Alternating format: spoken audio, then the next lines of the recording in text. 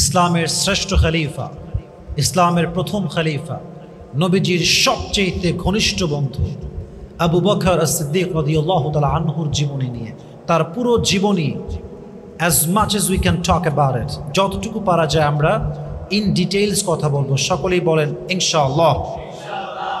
Abu Bakr রাদিয়াল্লাহু তাআলা আনহু এমন একজন সাহাবী যিনি ইসলামের প্রথম খলিফা। আমরা দেখি মুসলমান যুবকরা আজকে ইতিহাস পড়ে, তারা বিভিন্ন কবিতার বই পড়ে, তারা উপন্যাস পড়ে, কিন্তু পুরো পৃথিবীতে ৮০% যুবকই হয়তোবা চারজন সাহাবীর জীবনী পরিপূর্ণ বলতে পারবে না, ঠিক কিনা বলেন?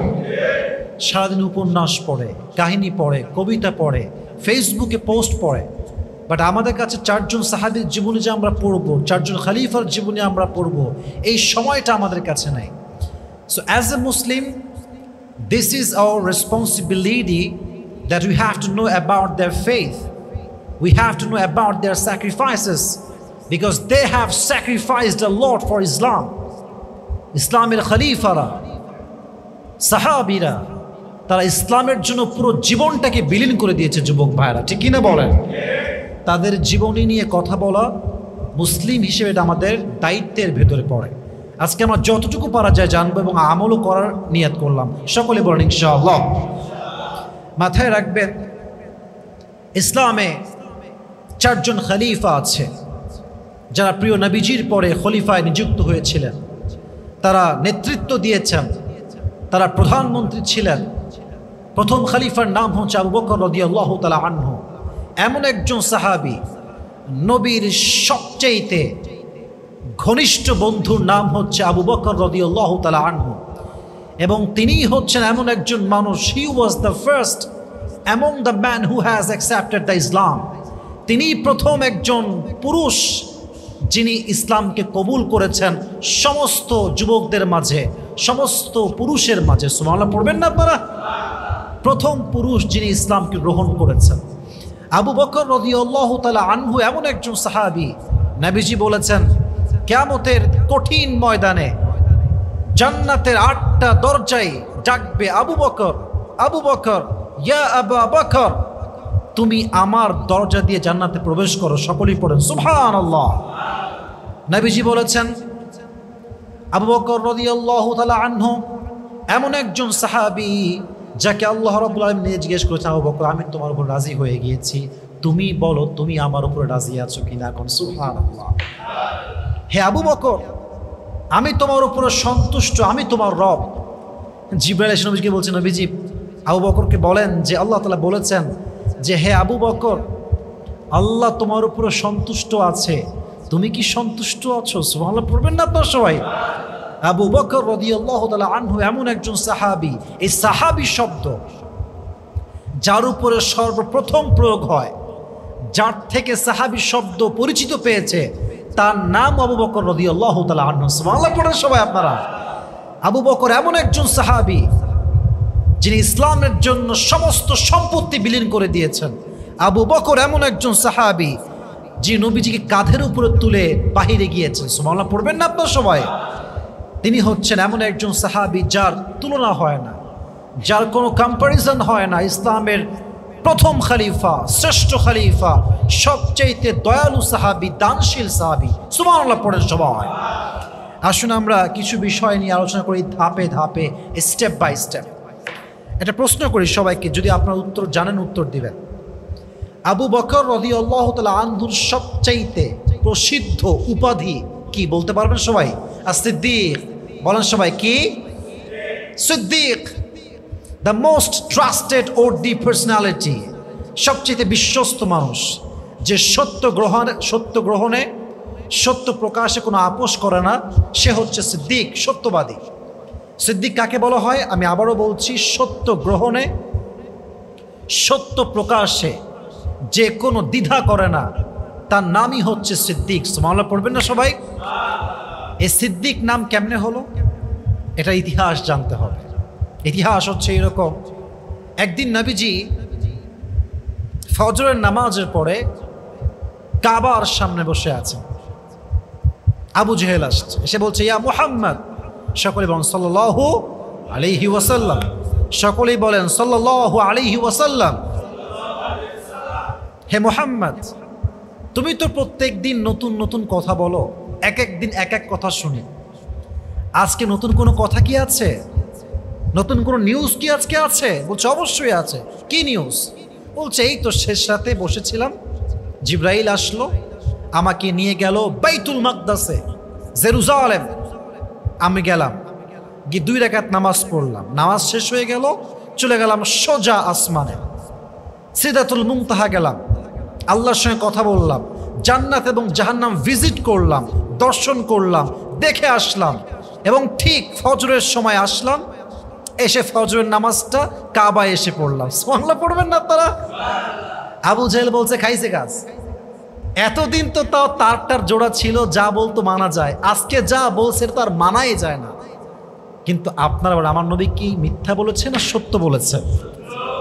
এবার আবু বকর বলছে আচ্ছা মুহাম্মদ, তুমি যে বললা তুমি এই মাত্র কয়েক ঘন্টায় আকাশ ভ্রমণ করে আসছো, আল্লাহর সঙ্গে সাক্ষাৎ করেছো, বাইতুল মাকদাস গিয়েছো, আমি এই সেম কথা কি তোমার কোনো বন্ধুকে বা কোনো মানুষকে বলতে পারবো? আমি কি এটা প্রচার করতে পারবো? বলছে অবশ্যই, কেন না, যাও, যাকে মন চায় তাকে বলো। বের হয়ে আসছে আবু জেহেল। প্রথমেই সাক্ষাৎ আবু বকরের সাথে। আবু বকর স্টপ, থামো, তোমার সঙ্গে আমার কিছু কথা আছে। বলছে কি কথা বলো? বলছে আচ্ছা বলো তো, এই কাবার থেকে যদি কেউ বাইতুল মাকদাস অথবা জেরুজালেম যেতে চায় তার কতক্ষণ সময় লাগবে?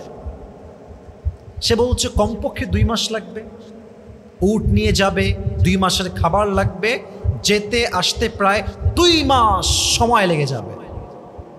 বলছে আচ্ছা তোমাকে কেউ যদি বলে যে বাইতুল মাকদাসে আমি গিয়েছি মাত্র শেষ রাতের প্রথম অংশে এবং ঠিক ফজরের পূর্বে আবার আসছি, এখানে নামাজ পড়েছি, তুমি কি বিশ্বাস করো? বলছে না, একদমই বিশ্বাস করবো না। বলছে আমিও তো তাই বলি, তো বিশ্বাস করার কথাই না, তোমার বন্ধু বলেছে। বলছে তাই নাকি? আমার বন্ধু বলেছে? এবার তিনি বলছেন লাইন কানা ক্বালা যালিক লাকাদ সাদাকা, যদি আমার নবী বলে থাকেন তবে তিনি সত্যই বলেছেন। সুবহানাল্লাহ পড়েন সবাই। বলছে আর কি বলেছে বলো? বলছে উনি আসমানে গিয়েছেন, জান্নাত জাহান্নাম ভ্রমণ করেছেন, এবং তিনি সিদরাতুল মুনতাহাতে পৌঁছেছেন এবং সেখান থেকে ফিরেও আসছেন। তুমি কি এটাও বিশ্বাস করো?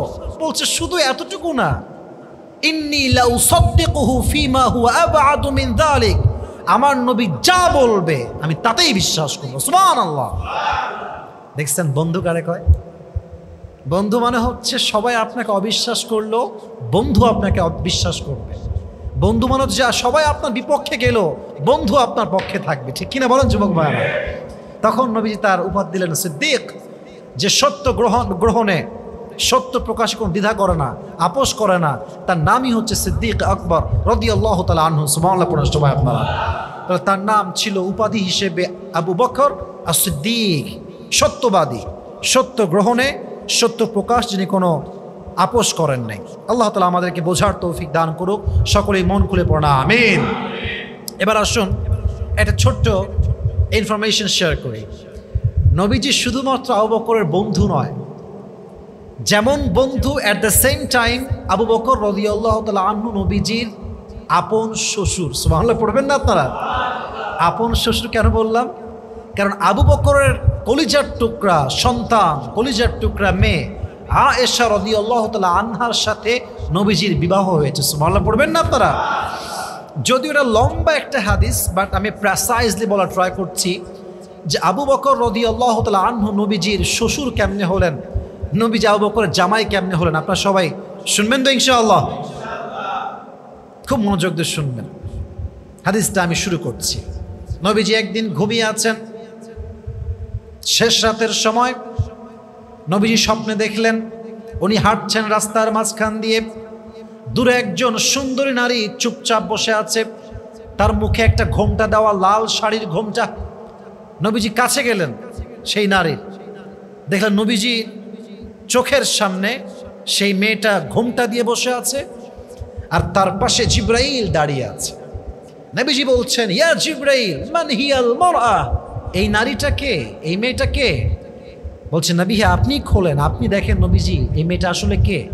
ঘোমটা উঠিয়েছেন, বলছেন আরে হ্যাঁ দিহি আয়েশা, এটা তো আয়েশা। জিবরাইল, আল্লাহ আমাকে আয়েশার সঙ্গে সাক্ষাৎ কেন করাচ্ছেন, কেন দেখাচ্ছে আমাকে আয়েশার রূপ আমার সামনে?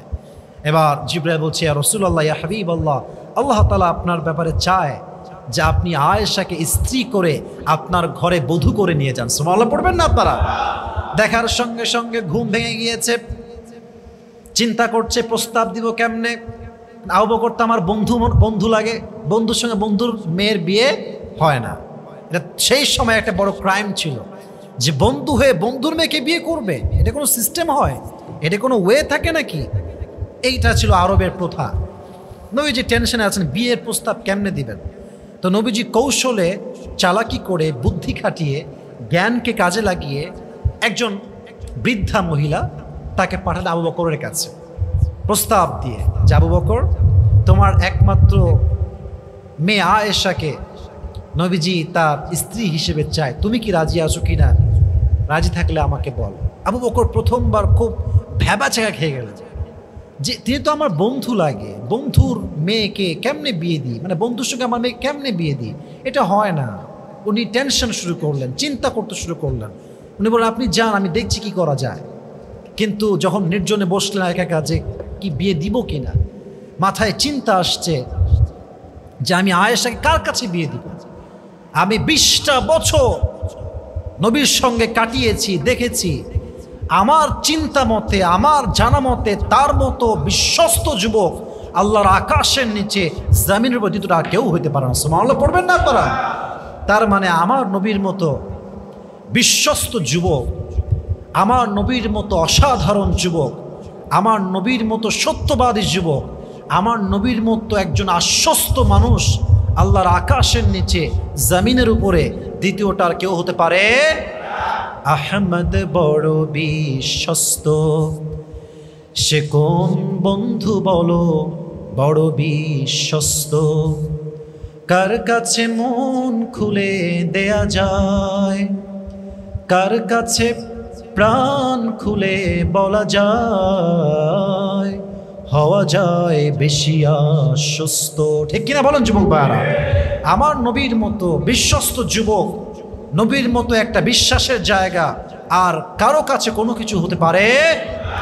উনি বললেন ইয়েস, আমি রাজি আছি, আমার আর কোনো আপত্তি নাই, আমি বিয়ে দিয়ে দিব। বিয়ে হয়ে গেল। তো এই বিয়ে নিয়ে কাফেরদের মাঝে, নাস্তিকদের মাঝে কথার কোনো শেষ নাই। কারণ নবীজির এই বিয়েটা হয়েছিল তখন যখন আয়েশার বয়স ছিল মাত্র 6 বছর। যুবক ভাইরা বলেন সবাই কয় বছর? এখন নাস্তিকরা বলে আমার প্রিয় নবী নাকি নারী লোভী ছিলেন, তাই তিনি আয়েশাকে সুন্দরী পেয়ে অল্প বয়সে, অর্থাৎ এমন অবস্থায় যেটাকে আমরা বলি বাল্য বিবাহ, তাই তিনি বিয়ে করেছেন নারীর লোভ পেয়ে। নাউজুবিল্লাহ পড়বেন না আপনারা? আস্তাগফিরুল্লাহ, এমন কখনো সম্ভব হতে পারে না। আমার কথা হচ্ছে এইটা, আমার নবীর মতো চরিত্রবান যুবক আল্লাহর জমিনে আর কেউ হতে পারে না। ঠিক কিনা বলেন? ওয়া ইন্নাকা লাআলা খুলুকিন আযীম, O my prophet, indeed and verily you are an amazing level of character. আপনার মতো চরিত্রবান যুবক আর কেউ হতে পারে? সবচেয়ে সুমহান চরিত্রের অধিকারী হচ্ছে আমার প্রিয় নবীজি। তো বিয়ে কেন করেছেন? জবাব হচ্ছে 3টা।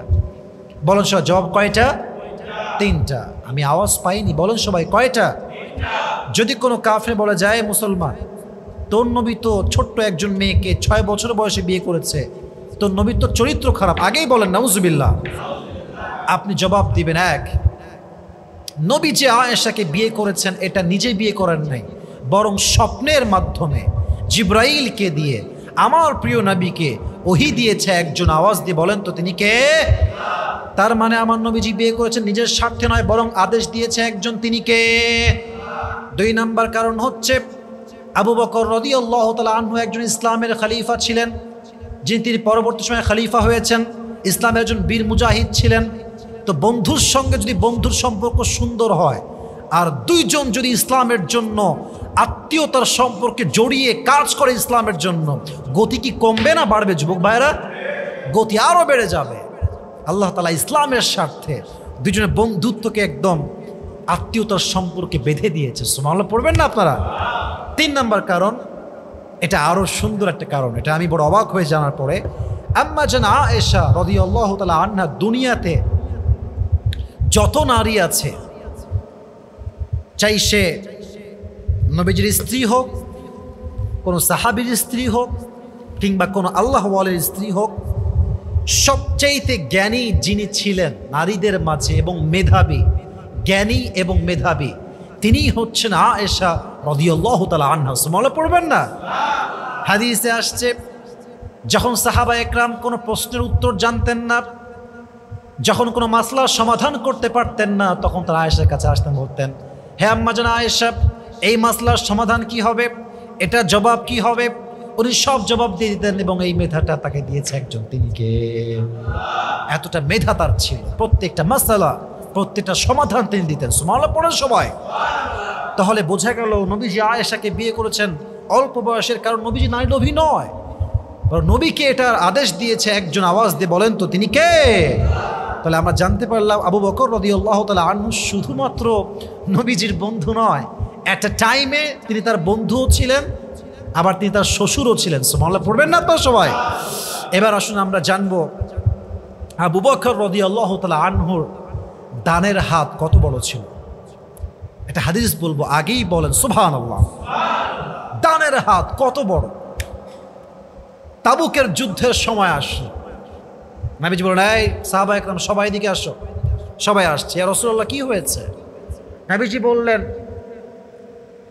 যুদ্ধ আসছে সামনে, তোমরা সবাই আল্লাহর রাস্তায় খরচ করো, যে যত পারো খরচ করো।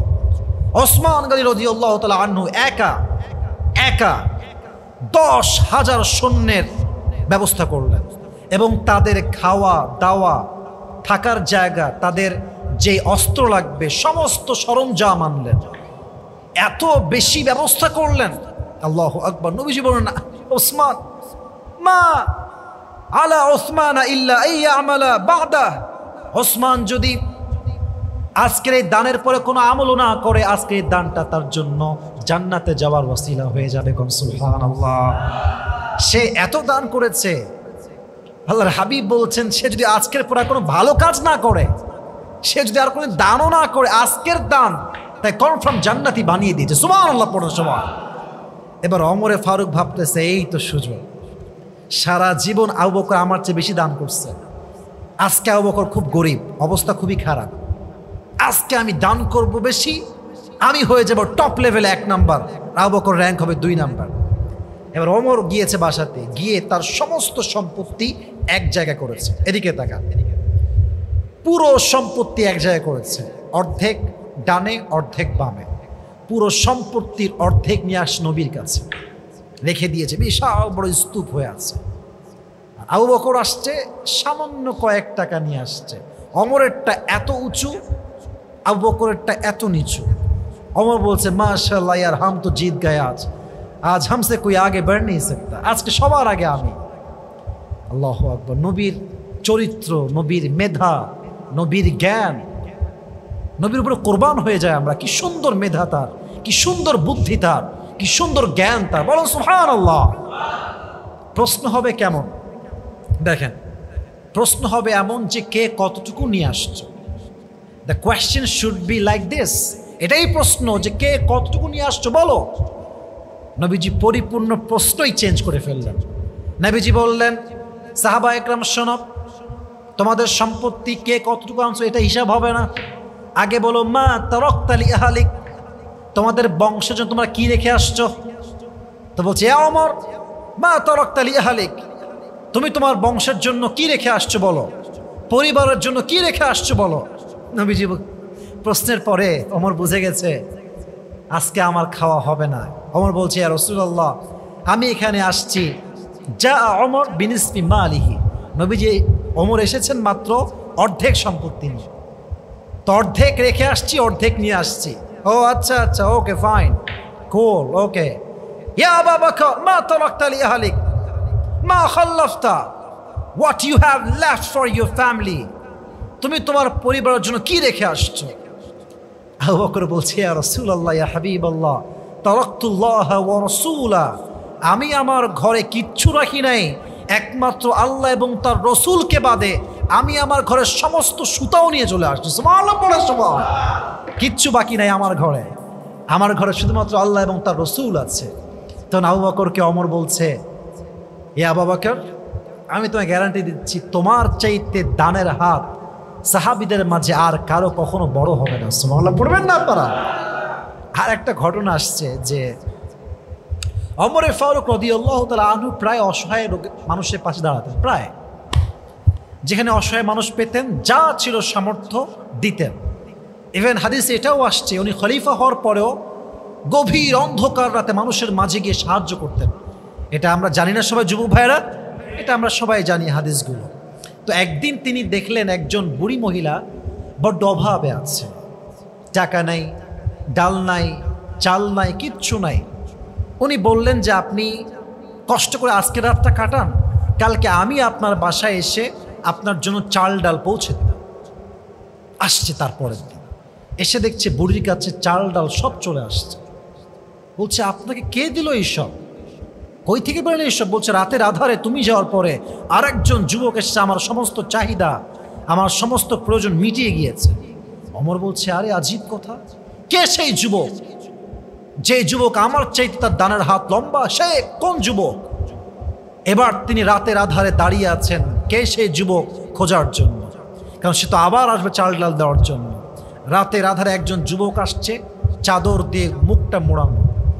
যখনই বুড়ির ঘরে প্রবেশ করেছে যুবকটা, অমর দৌড় দিয়ে আসছে, এসে বলছে মান্নাংছা, হে যুবক তুমি কে? চাদর খুলে দেখছে এটা হচ্ছে খলিফাতুল মুসলিমিন আবু বকর রাদিয়াল্লাহু তাআলা আনহু। সুবহানাল্লাহ পড়েন সবাই। মানে বলছেন আবু বকর, আমার আর কোনো আফসোস নাই, কারণ আমাকে যে পার করে ফেলেছে, আমার চেয়ে সামনে যে এগিয়ে গেছে অন্য কোনো যুবক নয়, সে তো এই যুগের শ্রেষ্ঠ খলিফা, প্রথম খলিফা, নবীর বন্ধু আবু বকর রাদিয়াল্লাহু তাআলা আনহু। সুবহানাল্লাহ পড়েন সবাই।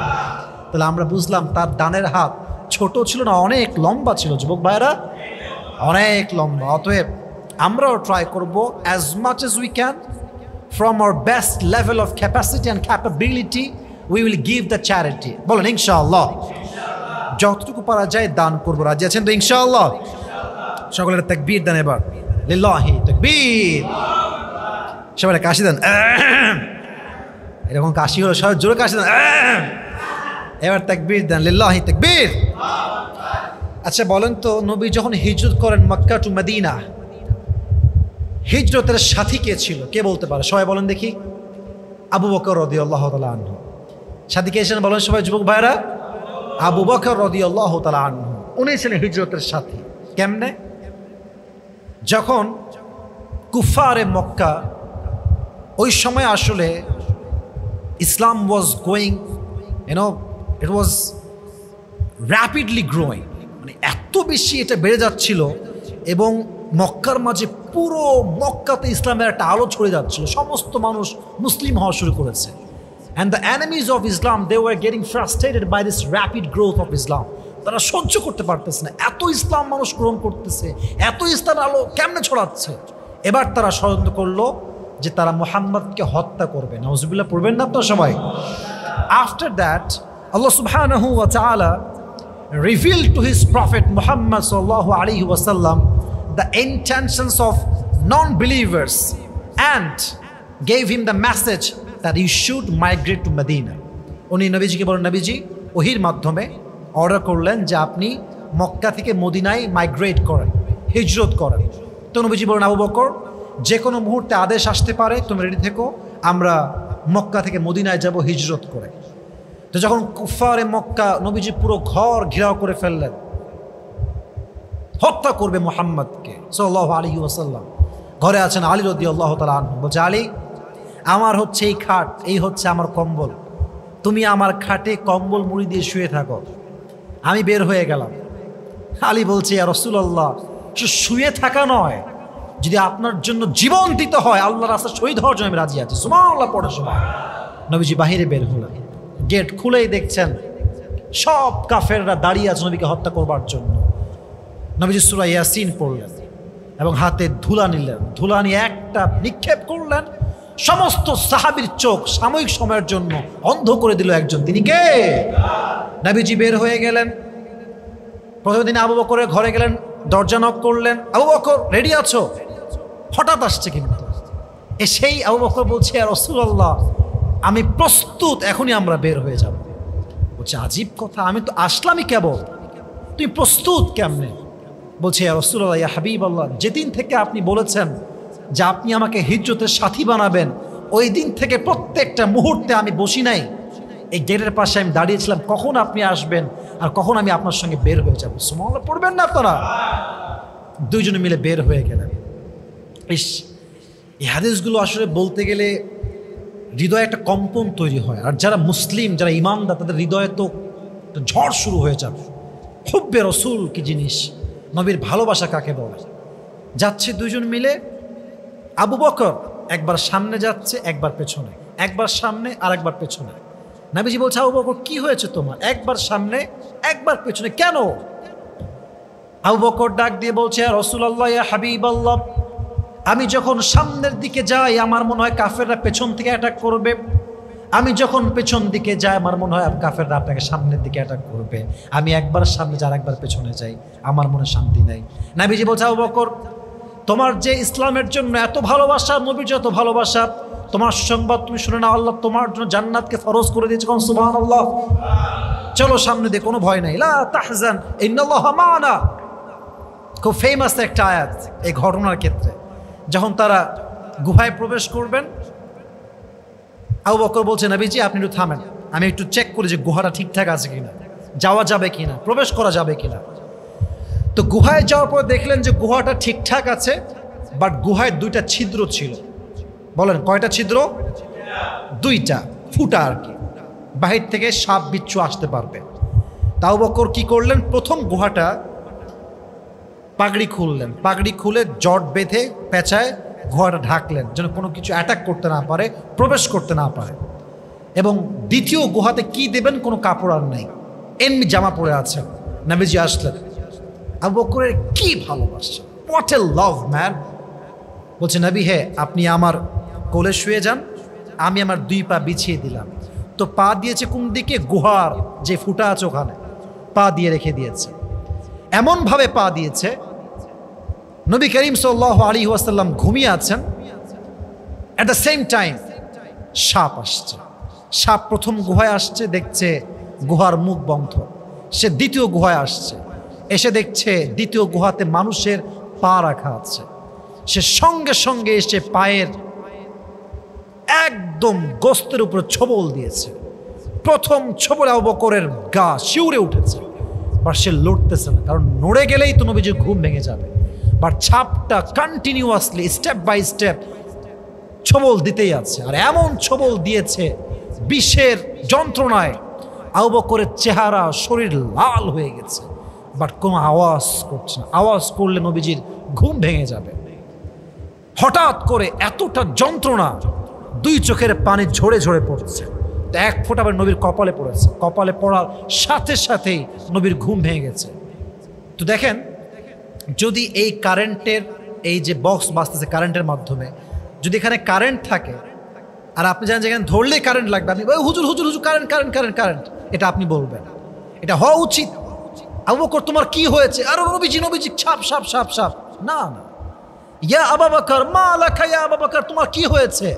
বলে কোনো আওয়াজ নাই, কোনো শব্দ নাই। বলছে ফিদাকা আবি ওয়া উম্মি ইয়া রাসূলুল্লাহ ইয়া হাবিবাল্লাহ ওয়া কলবি ওয়া রূহি, ইয়া রাসূলুল্লাহ কিচ্ছু হয় নাই, আমার জীবন, মায়ের জীবন, বাবার জীবন, আমার সমস্ত পরিবারের জীবন আপনার জন্য উৎসর্গ, ইয়া রাসূলুল্লাহ আমাকে সাপে কামড় দিয়েছে। সুবহানাল্লাহ পড়বেন না আপনারা?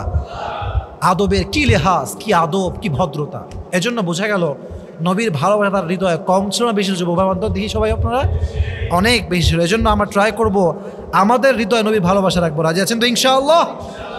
এবার আসুন আমরা জানবো আবু বকর রাদিয়াল্লাহু তাআলা আনহুর মাঝে আল্লাহর ভয়টা কেমন ছিল। আবু বকর রাদিয়াল্লাহু তাআলা আনহুর মাঝে তাকওয়ার লেভেল কত বেশি ছিল যুবক ভাইরা, এদিকে তাকান।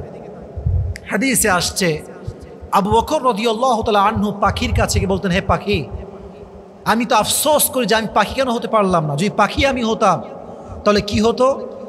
পাখি আমি থাকতাম গাছের উপরে, মানুষ আমাকে দেখতো, কোনো একটা উট এসে আমাকে ধাক্কা দিয়ে ফেলে খেয়ে ফেলতো এবং বিষটা ভেবে আবার ফেলে দিত বাহিরে, আমি শেষ হয়ে যেতাম, কিয়ামত দেখতে হতো না, জাহান্নাম ফেস করতে হতো না। আমি তো আফসোস করি এই বিষয়ে। তাহলে তার হৃদয়ে এই যে একটা ভয় কিয়ামতের ব্যাপারে, আল্লাহর ব্যাপারে, জাহান্নামের ব্যাপারে। এই তাকওয়া তাকে দিয়েছে একজন। আওয়াজ দিয়ে বলেন তো তিনি কে? এই জন্য তার হৃদয়ে ভয় ছিল অনেক বেশি। তাহলে আমরা বুঝতে পারলাম আবু বকর রাদিয়াল্লাহু তাআলা আনহু নবীর একজন ভালো বন্ধু ছিলেন, শ্বশুর ছিলেন, তার দানের হাত ছিল বিশাল লম্বা। এবং আমরা এটাও জানলাম যে নবীর জন্য সাহাবীদের মাঝে যত সাহাবীর হৃদয়ে নবীর জন্য ভালোবাসা ছিল, সবচাইতে বেশি ভালোবাসা যার হৃদয়ে ছিল তার নাম হচ্ছে আবু বকর রাদিয়াল্লাহু তাআলা আনহু। সুবহানাল্লাহ পড়বেন না আপনারা সবাই? এজন্য আমরা ট্রাই করবো আমাদের জীবনে যেন এরকম আদর্শ হয়, আমরা নবীকে মন থেকে ভালোবাসতে পারি। আমার সবাইকে সেই তৌফিক দান করুক। সকলেই মন খুলে পড়া আমিন। এই তো আমরা শেষের দিকে চলে আসছি, আর কিছু কথা বলে আমরা শেষ করব। সবাই একটা তাকবীর দেন, লিল্লাহি তাকবীর। তো আমি বলছিলাম আবু বকর রাদিয়াল্লাহু তাআলা আনহুর মাঝে আল্লাহর ভয় কত বেশি ছিল। যুবক ভাই এদিকে তাকান, সবাই এদিকে তাকান। ভয় ছিল কত বেশি। তার সন্তানরা একবার মাকে বলল, আম্মা জান আমরা সারিদ খেতে চাই। সারিদ হচ্ছে আরব বিশ্বের সবচেয়ে দামি একটা খাবার। তো তিনি হচ্ছেন প্রধানমন্ত্রী, তার কাছে টাকা পয়সা কি কম থাকে না বেশি থাকে যুবক ভাইয়েরা? অনেক বেশি থাকে।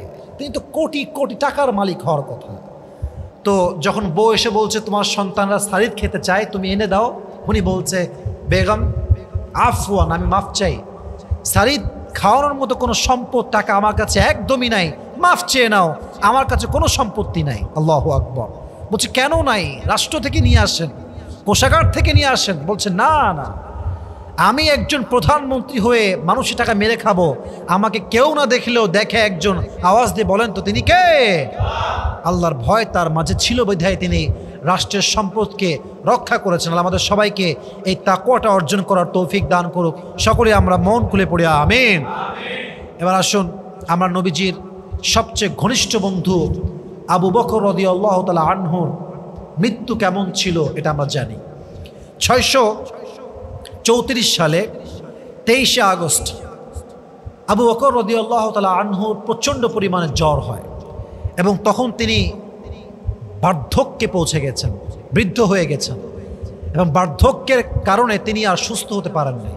এবং তিনি যখন বুঝে গেলেন যে আমি হয়তো আর বাঁচবো না, আমার মৃত্যু হয়ে যাবে, তখন তিনি আলী রাদিয়াল্লাহু তাআলা আনহুকে ডাকলেন, বলে আলী শোনো, আমি যখন মারা যাব তুমি আমার গোসল করিয়ে দিও এবং আমার লাশটাকে নবীজির লাশের পাশে দাফন করে দিও এবং তার শেষ ওসিয়ত অনুযায়ী, তার অন্তিম ইচ্ছা অনুযায়ী তাকে নবী করিম সাল্লাল্লাহু আলাইহি ওয়াসাল্লামের কবরের পাশেই আল্লাহ তাআলা জায়গা করে দিয়েছে। সুবহানাল্লাহ পড়বেন না আপনারা সবাই? আমি যখন ওমরা করতে গেলাম দেখতে পেলাম মাশাআল্লাহ কবর দুই পাশে দুইজনের। কি সুন্দর দৃশ্য, কি সুন্দর হৃদয়ের প্রশান্তি যে পেলাম, বলার কোনো ভাষা নাই। নবীজির কবরের পাশেই যার কবর, তার নামই হচ্ছে আবু বকর রাদিয়াল্লাহু তাআলা আনহু। সুবহানাল্লাহ পড়ার সময় যদিও জীবনটা অনেক লম্বা, বাট আমি প্রেসাইজলি বলেছি, খুবই শর্টকাটে বলেছি, জাস্ট শর্টকাটে কিছু মেসেজ বা দেওয়া ট্রাই করছি। এক, তার জীবন থেকে শিক্ষা আমরা কি কি পাই? এক নাম্বার, প্রথম শিক্ষা হচ্ছে হুব্বে রাসূল। আমি আগেও বলেছি নবীজির ভালোবাসা। নবীজি বলেছেন একজন মুমিন ততক্ষণ পর্যন্ত ভালো মুমিন হতে পারবে না যতক্ষণ পর্যন্ত সে তার রসুলকে বাবার চাইতে, মায়ের চাইতে, সন্তান চাইতে বেশি ভালো না বাসতে পারবে। একজন মুমিন যখন তার বাবার চাইতে, মায়ের চাইতে, সন্তানের চাইতে তার নবীকে বেশি ভালোবাসবে, তখন সে সাচ্চা মুসলমান হবে, সাচ্চা ইমানদার হবে। সুবহানাল্লাহ পড়ে সময়। অতএব নবীর ভালোবাসা আমাদের রাখা দরকার। যুবক ভাইরা আছে না নাই? Number one. নাম্বার টু, নবীজি যা বলেছেন তাই বিশ্বাস করতে হবে। কোরআনে আল্লাহ তাআলা বলেছেন ওয়ামা আতাকুমুর রাসূলু ফাখুযুহু ওয়ামা নাহাকুম আনহু ফান্তাহু।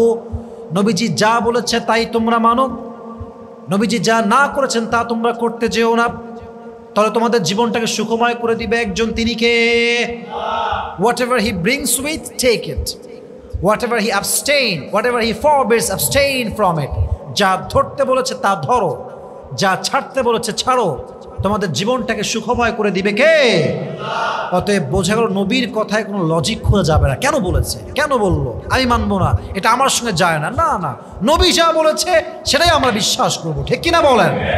যখন আবু জেহেল বলল তোমার বন্ধু তো বলছে বাইতুল মাকদাস গিয়েছে, জান্নাত জাহান্নাম ভিজিট করেছে, আল্লাহর সঙ্গে সাক্ষাৎ করেছে, সিদরাতুল মুনতাহায় পৌঁছে গিয়েছে, তোমার মন্তব্য এই বিষয়ে কি বলো?